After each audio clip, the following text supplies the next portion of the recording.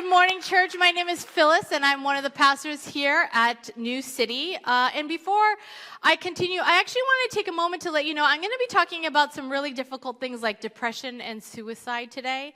And so if it feels like it's too much, I invite you to take a moment. You can step outside, take a deep breath, get a cup of water, do whatever you need to do to take care of yourself, okay?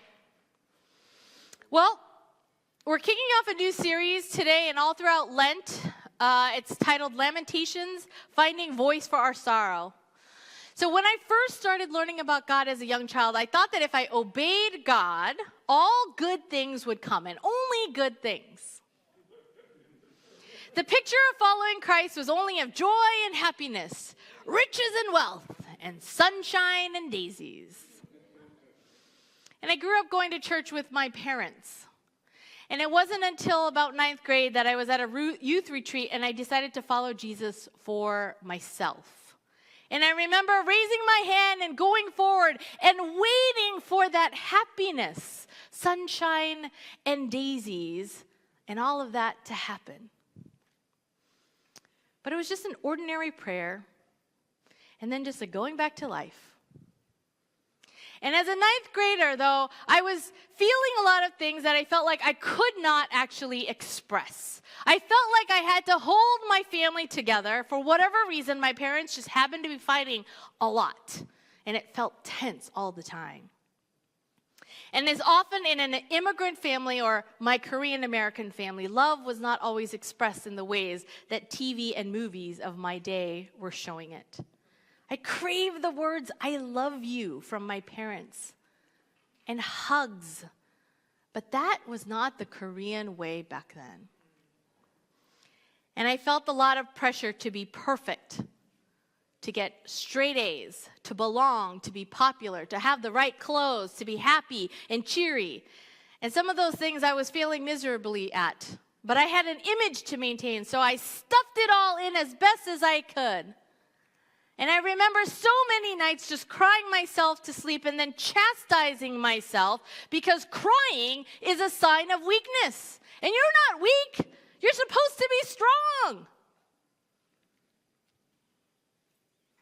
You see, I needed God big time. I needed God to come and fix it up so that I could be the perfect person, always joyful and loved.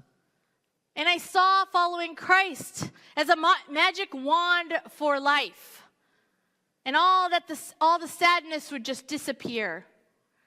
But for me, that sadness, it just increased. And then it started to overtake me. I would get up, go to school, practice violin, go to tennis, and do all the other things that I was supposed to do. But I kept thinking to myself, if I died, no one would care. Actually, I think people would be better off. My family wouldn't be fighting so much. Or I would think, I'm just so tired. I just want to die. And one day, those thoughts, it turned into a plan. And that evening, I wrote my letter to my family and then got out the razor in preparation. And then I just started to talk to God. I asked God to take me now so that I wouldn't feel all this heaviness and pain. That my going away would somehow fix my family, and that I could finally breathe. The tears started flowing from my eyes in buckets. And then this crazy bright light just shone in my room. And I thought it was just moonlight, but it was an extremely bright, and it seemed to just be beaming into my room onto my face. And as I lifted my face to the light, I felt this urge to pray to God. And so I did. Holding the razor blade in my hand and the tears flowing, I kept praying. And I don't even remember what I was praying. And then suddenly, it was morning. So I carefully put away the razor blade, I folded up that letter into a box under my bed, and I got ready for school and went. Because that's what you do. And I remember spending the rest of the year talking with the school counselor here and there and somehow making it through high school. And it was also around the same time that I had my spiritual mentor, Sydney, come into my life to meet with me on a weekly basis until I graduated high school. And before I left home for school, I eventually threw away that letter and that razor blade. But I knew that deep down that my depression was still there. And somehow I needed help. The truth is that even as followers of Christ, life inevitably brings seasons of sorrow and loss. Grief in its many forms can leave us feeling broken, lost, and alone. But even in the darkest valleys of our souls, God is with us. And so we're starting this series to delve into the poignant and powerful book of Lamentations, which will teach us how lament is actually an important part of our spiritual formation and can bring about healing and hope. And I know you might not want to talk about feelings. You might not want to tap into the things because, like, I'm really good at avoidance too, and you just want to avoid that. But let's be courageous. Today's scripture passage comes from Lamentations 1:13-16, and I think it might be behind me. It says this: He has sent fire from heaven that burns in my bones. He has placed a trap in my path and turned me back. He has left me devastated, racked with sickness all day long. He wove my sins into ropes to hitch me to a yoke of captivity. The Lord sapped my strength and turned me over to my enemies. I am helpless in their hands. The Lord has treated my mighty men with contempt. At his command, a great army has come to crush my young warriors. The Lord has trampled his beloved city like grapes are trampled in a winepress. For all these things I weep. Tears flow down my cheeks. No one is here to comfort me. Any who might encourage me are far away. My children have no future, for the enemy has conquered us. This is the word of the Lord. Thanks be to God. That's what I used to say. And as we read this passage, some might think that this is a harsh way to talk to God. And it sounds a lot like blaming God for what has happened. And you see, I come from a tradition where you don't talk back to God in your prayers. You're supposed to just take it as it comes.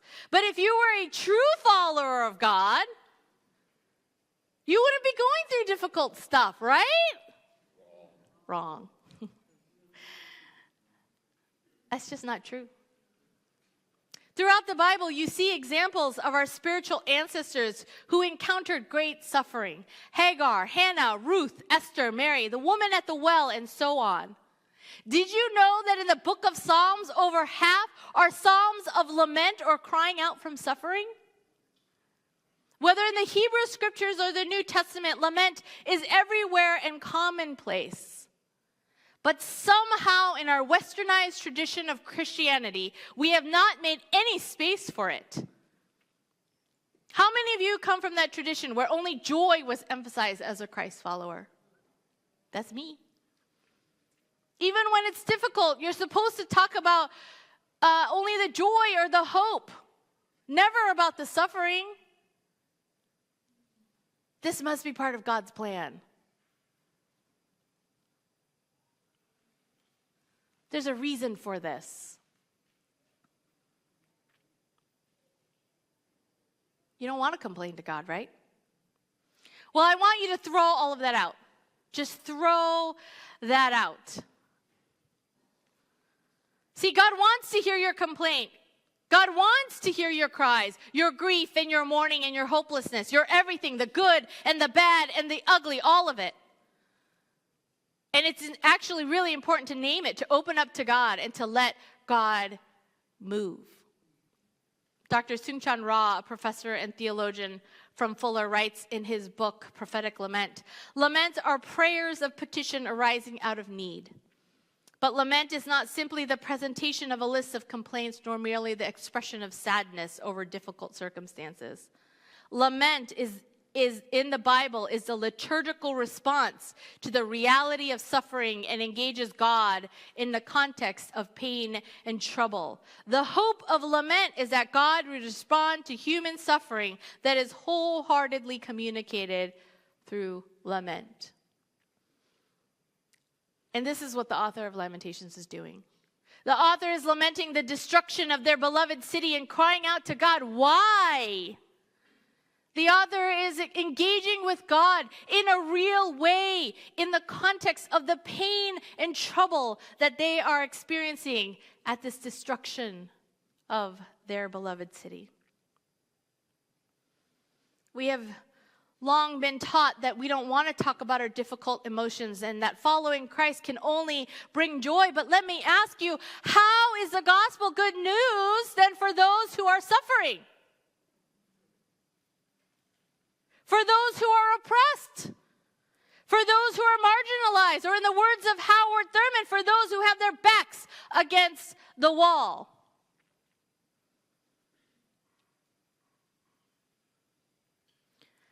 The spiritual practice of lament is the people of God planting seeds of hope in the soil of pain, exasperation, despair, anger, disillusionment, sadness, disappointment, and grief, and then expecting God to come through in the end.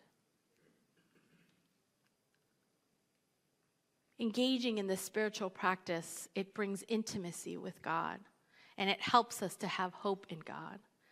Cole Arthur Riley says in her book, This Here Flesh, lament itself is a form for hope. It's an innate awareness that what is should not be, as if something is written on our hearts that tells us exactly what we are meant for. And whenever confronted with something contrary to this, we experiencing a crumbling. And in the rubble, we say, God, you promised. And we ask, why? And our hope can only be as deep as our lament is, and our lament as deep as our hope.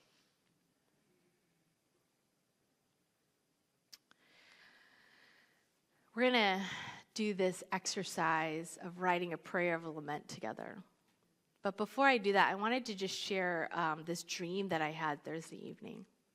And so one of the ways that God speaks to me is through my dreams since I was a kid. I have to tell you all about it, and it involves a Barbie dream house, but that's another story for another time. So Thursday evening, I went to bed a little bit earlier than usual because I just felt like I had a lot of my own kind of lament to contend with that I had been just really stuffing down deep down in my heart. And in my dream, I was struggling with the issue of LGBTQ inclusion within my denomination, which is actually a reality. And all the pastors were gathered at this meeting, and I was speaking about why this was important and a justice issue, and that it goes along the same lines as racial and other social justice issues. And then in my dream, someone said to me, this is the problem with liberalism. And that was just a trigger in my brain, in my dream. And so I fired back. This has nothing to do with being a progressive, liberal, or conservative, but with how we love and care for each other and the biblical mandate to love each other as Christ has loved us. But you see, the words in my dream that were being said were not actually really that important, because I started to look around the room and started to think to myself, where are all my friends who said that they would be standing with me on this? And why is no one saying anything to support what I just said? And as my dream continued, more words were said, but I don't really recall them because I started weeping. And then I suddenly see my friends. And as I'm weeping, I ask, where were you? I really needed my friends. And my friend turned to me and said, oh, Phyllis, I am your friend, but not your friend in this. And this is the point in my dream where I woke up because I was actually weeping. Like tears were streaming down my face. And my breath was uneven. It's like a disturbing way to wake up.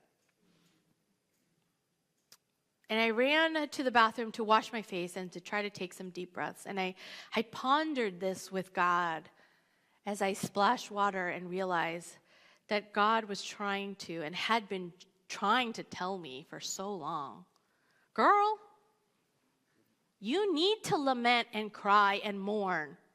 Let out that grief. I don't know why you're holding it in. Name it.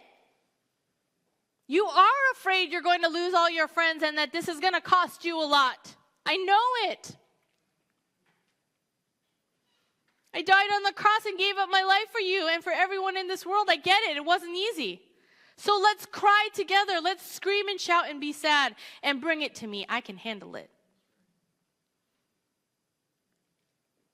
And in turn, this is the message I want you to hear from God for you. Beloved, God sees the tears flowing down your cheeks. God knows that no one is there to comfort you. And those who might encourage you are far away, and you might feel that your children have no future because the enemy has conquered us. You've been trampled on, you've been crushed, you've been in captivity, and you are helpless. And God knows that and sees that. God sits with you in that. But you have to let God know. Speak it out and let God know. Don't hide it away or stuff it deep inside. Let it out to God.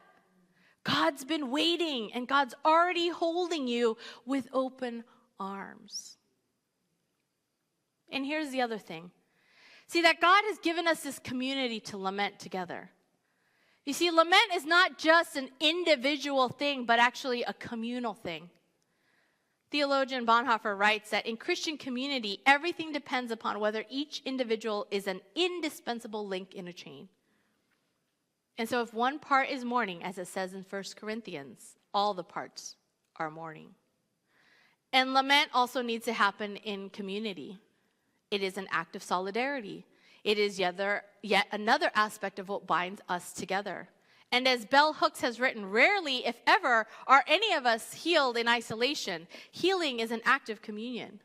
You see, we are each other's reminder of the hope that we have in God. And when we don't have that hope, we rely on the hope of others to get us through that lament.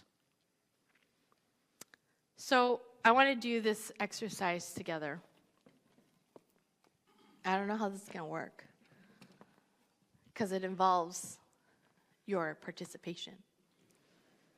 But I have my markers. We're going to write a prayer of lament together. And here's a rough pattern, which I believe there's a slide for this. We're going to follow address the Lord, then share our complaints and express our emotions, ask for the Lord's help, express our trust and hope in the Lord, and then we're going to vow to continue to praise the Lord. And so I've written out the beginning part of our prayer, but what we're going to do is we're going to together fill in our complaints and our emotions together. And so one at a time, I invite you to say it out loud enough so that I can hear, and one at a time. Don't talk over each other. So this is how our prayer is going to start. God of the city, we come to you because we know you are faithful, good, kind, gentle, and that your mercies are new every morning. We come to you because. Tell me, what are you lamenting? Tell me, what are you feeling? Tell me, what are you so disappointed? What are you weeping? What are you afraid of? What is that complaint that you have been stuffing inside that you want to just say to God? It can be things about this church. It can be things about your own personal life. It can be things, this world, whatever you want it to be. But you got to participate. We got to say this together. So let's hear it. Depression. Thank you. Going astray.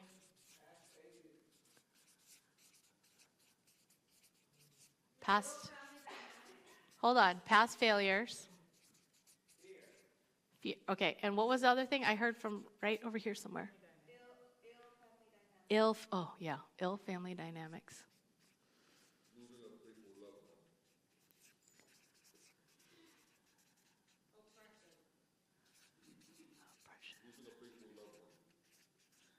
Losing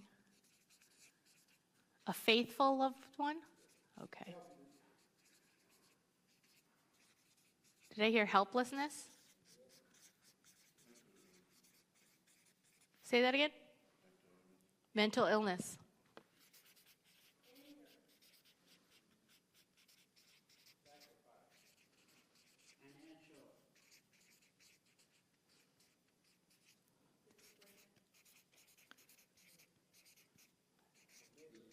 Hold on.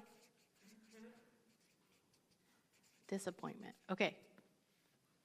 A place to belong in the workforce. A place to belong, and then I'll go back to contempt. Place to belong in the workforce. Contempt. Okay. What else? Staying on the straight and narrow.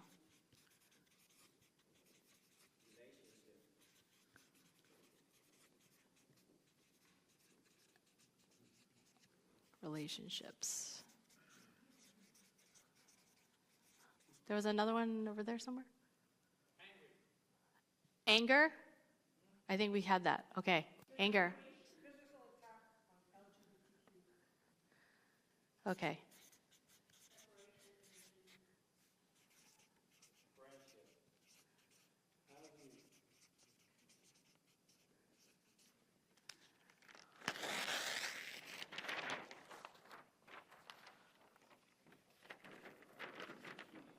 Housing?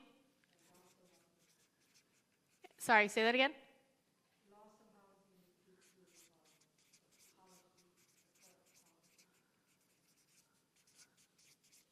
Okay.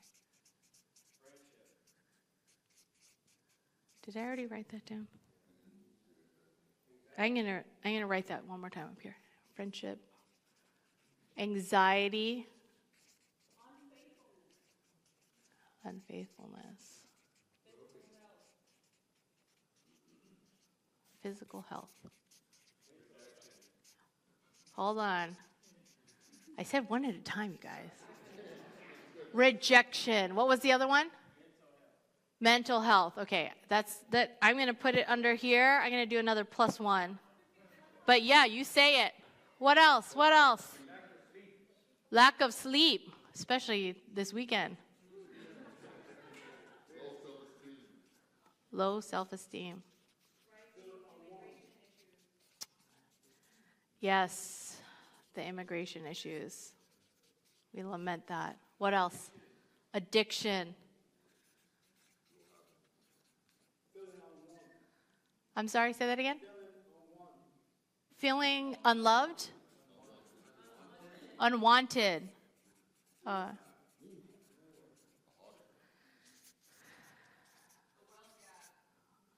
Yeah, wealth gap. We're going to lament our lack of prayer. Yes. Hold on. Palestine, thank you. Oops. Hold on. Hold on. Over here. Black. Black with family? Lack. Guys, I just want you to know I am old and my hearing is not good.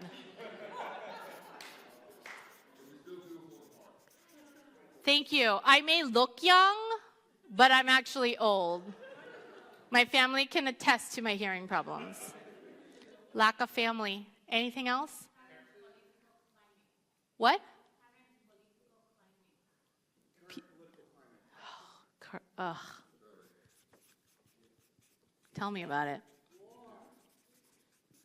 War. I'm going to write current. I think we had relationship and friendship on that, so we're going to... What? Hate?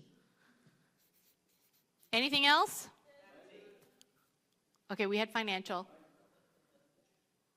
I heard someone from over here. Attitude? Did someone just say racism? Yep. And then someone over there. What? criticism.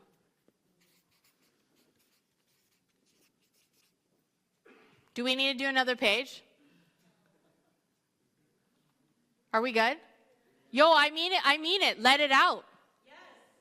Yes, another page. Oh, let it out. Tell me.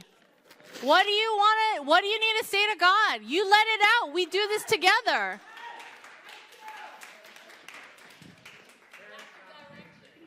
Lack of direction. What is the lament? Tell God. Parents not changing.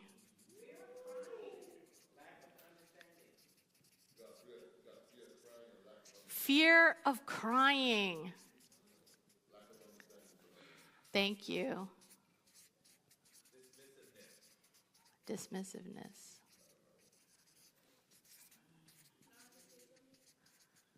Yes. Don't we know it? Okay, hearing God's voice.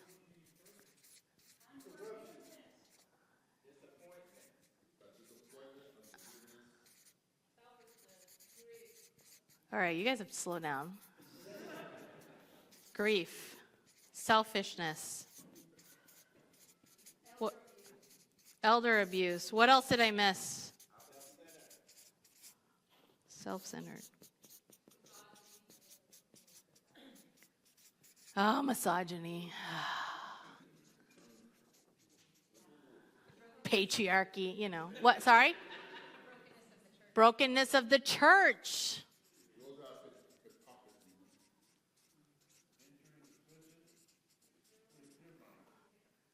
Entering what? Entering with a clear mind? Say that again. Prison? The present. Like God's presence or just the present?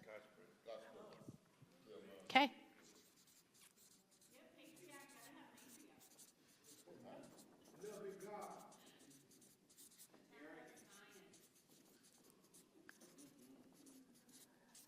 Arrogance. Okay. What else? Oh, someone said patriarchy. Yeah. What? We had low self-esteem. Demonic presence. Okay. I have a story about that too. You guys have to.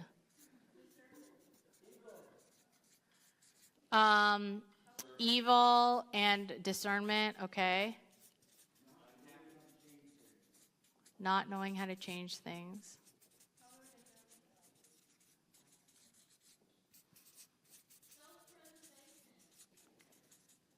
Okay, you're going to have to say that one more time in 1 second. Nope. Hold on. I want to make sure that we're hearing the voices of the people who are saying it. Jenny, what did you just say? Power dynamics. Okay.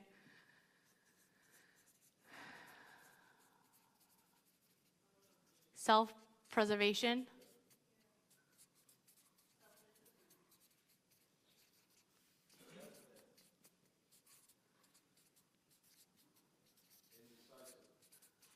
Indecisiveness?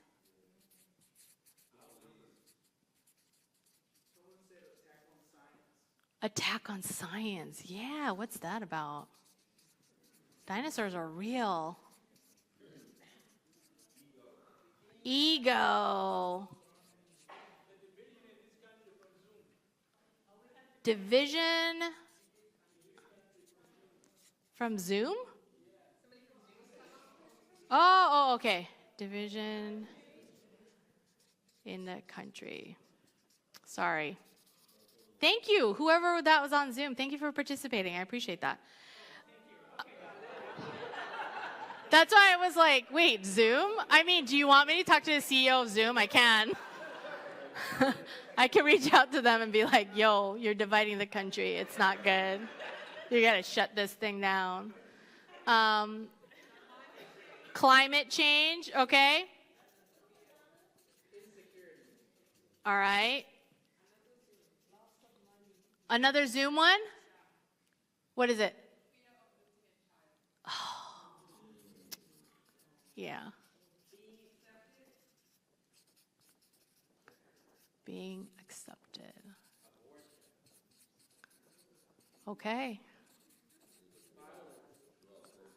Violence. Oh, yeah.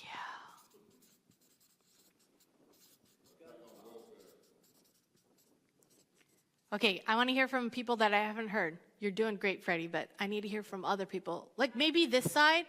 This side has been really quiet. What did you guys say? More women pastors. You're lamenting more women pastors? Whatever.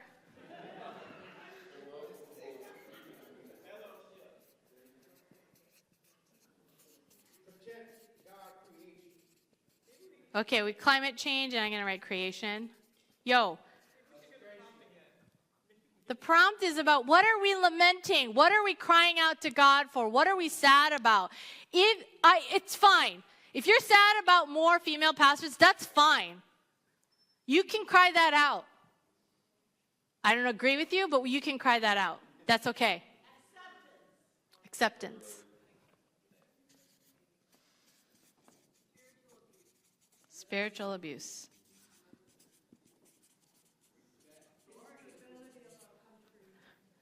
Instability of country.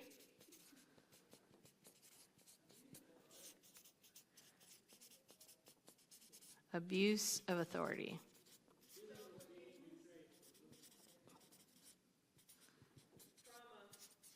Self-forgiveness. Dieting. Trauma. Shame. Okay, I'm going to do one more page, and then we're going to, because we could be here for days. Isn't that the truth? Because you all have been holding it in, and you haven't been telling God. We could be here for days because we have that much. Ego overshoots, because prejudice.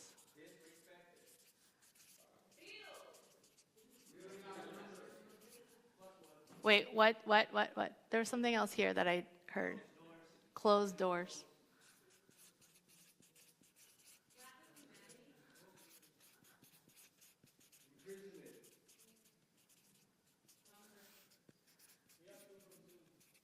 Hold on. Imprisonment, hunger, sorrow. Yep. What else? Oh, feeling of being betrayed. Yep. Yep, human trafficking.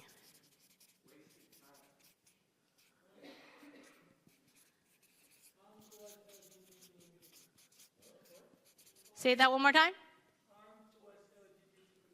Harm to LGBTQ. Okay. Yep.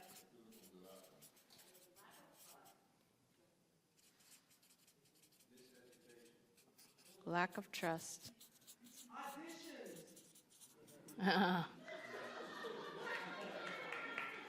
So who said what after lack of trust? Miseducation. I think we have that. Lack of happiness. Yeah, I got that. Poverty. Thank you. Just a couple more. Ugh. Tell me about it. Everyone should go take a nap. What? Fear? Peer pressure. Oh, yeah. Another Zoom was what? Lack of self-control. Okay.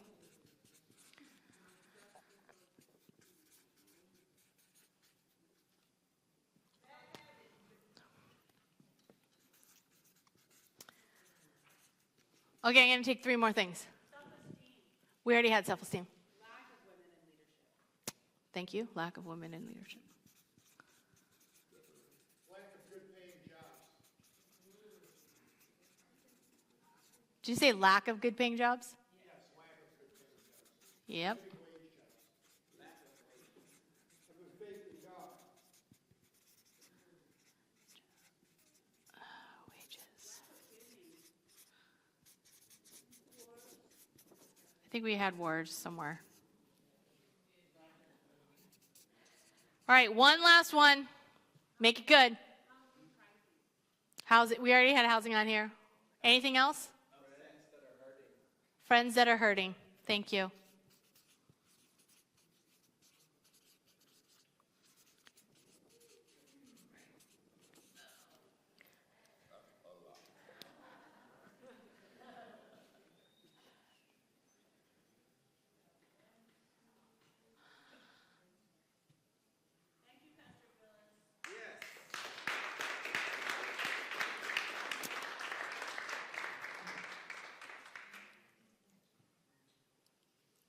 You know, you're welcome, and thank you for saying that.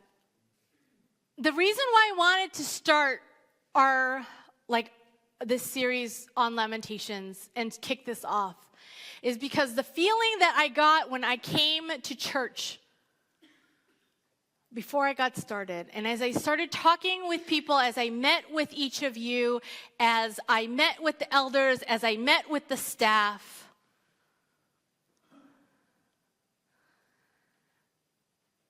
I just felt this heavy weight.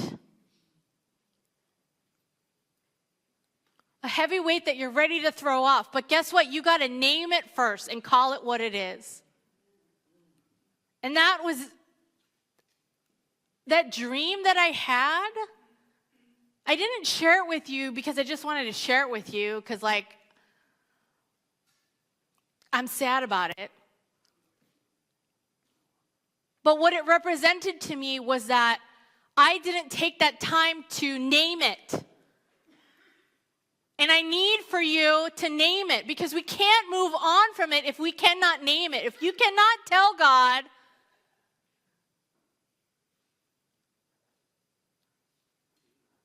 the God who sees everything, who already knows everything, you can't move on from it.